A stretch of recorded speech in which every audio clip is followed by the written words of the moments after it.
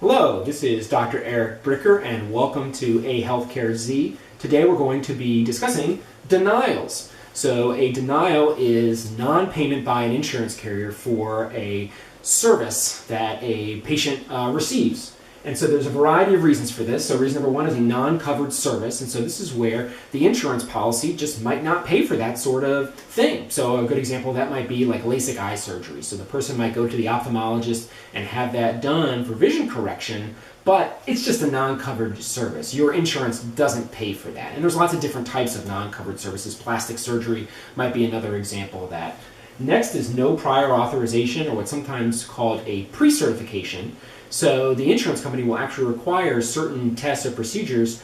They need to be notified and they need to approve that it's okay to be done in advance before they'll pay for it. So that might be for an MRI or an echocardiogram or for an orthopedic surgery. And so that MRI or scan or what have you might be completely appropriate, but you actually have to do that prior authorization first. And if it's not done first, then it will be denied. And it's typically the doctor's office and or the hospital that is responsible for obtaining the prior authorization from the insurance carrier. And last is medical policy, which is a very specific term that says that your insurance only covers medical tests and procedures in certain situations. And those quote-unquote certain situations are very lengthy. It's like an 80 to 100-page document. So it might say, okay, for something like a pulmonary function test, our medical policy is that there are 4 CPT codes associated with this pulmonary function test, which is a breathing test for someone with, let's say, asthma. And we as an insurance company, we will pay for 3 of those 4 CPT codes, but we won't pay for this 4th CPT code.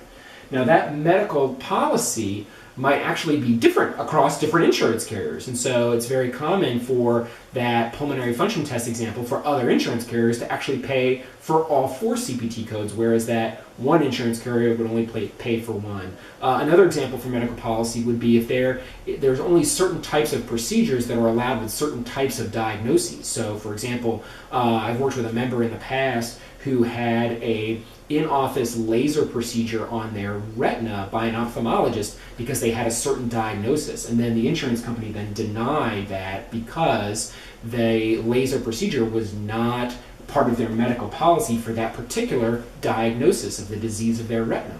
Now, a couple things to note about all these denials. One, whenever anyone goes in for medical service at the doctor's office or the hospital, everyone signs something that says that the patient is ultimately financially responsible for their care. So in other words, they'll bill the insurance company, but if the insurance denies, then it's ultimately the patient's responsibility. So right, wrong, or indifferent, just know that almost everybody signs something like that when they go in for medical service, right? There's a gazillion pieces of paper that you sign when you go in.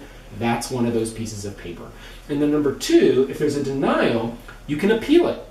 Now, typically, non-covered services do not have successful appeals, but oftentimes prior authorization and medical policy denials can be appealed. And there's 3 different levels of appeals: 1st, 2nd, and 3rd level appeals. So the point there is that if it gets denied on the 1st level appeal, go ahead and do a 2nd level appeal. And if the 2nd level appeal is denied, you can go ahead and do a 3rd level appeal. And so with that, we'll conclude the session for today. Thank you so much for watching.